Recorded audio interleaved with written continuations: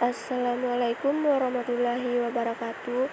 Perkenalkan, nama saya Silvi Aprilia Syarif dengan NIM 21031154, Prodi Pendidikan Biologi, dosen Lib Permana STMT, mata kuliah pengantar koding. Baiklah, saya di sini akan membuat sebuah program ATM dalam bentuk modular. Yang pertama, pemrograman modular. 1. Pemrograman yang baik harus bersifat modular agar suatu masalah atau program yang besar dan kompleks dapat dipecah-pecah menjadi bagian-bagian yang lebih kecil dan sederhana.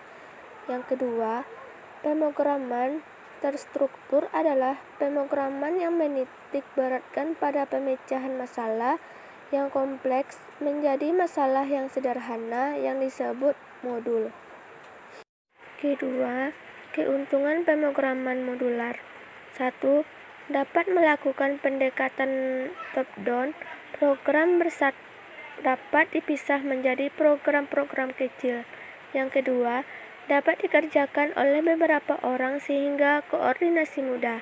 Yang ketiga, kemudahan dalam mencari kesalahan-kesalahan karena alur logika jelas dan kesalahan dapat dilokasi dalam suatu modul tertentu saja.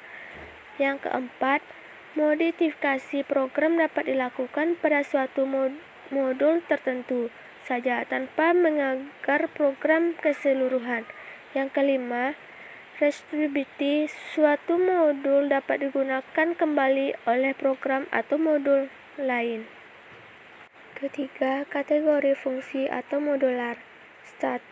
Standar library, yaitu fungsi atau modul yang telah disediakan oleh suatu bahasa pemrograman, biasanya dalam library-nya. Contoh, Class C, printf, getH,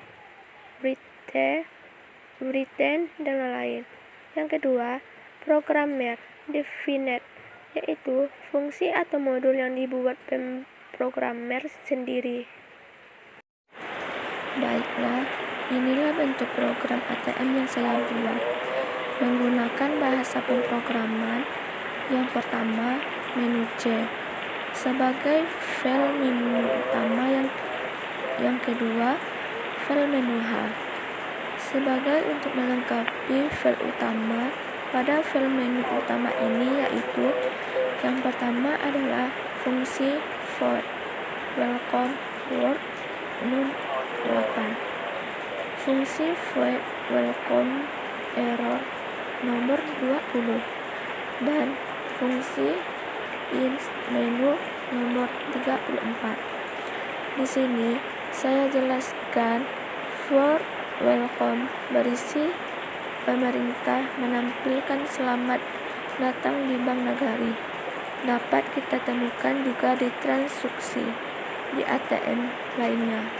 Jadi, setelah ini ada kalimat perintah, segera masukkan NIM. Jadi, ketika kita menginput PIN akan di-scan lalu kita verifikasi. Baiklah, itulah hasil pemrograman saya. Kalau ada yang salah, saya mohon maaf. Saya akhiri. Wassalamualaikum warahmatullahi wabarakatuh.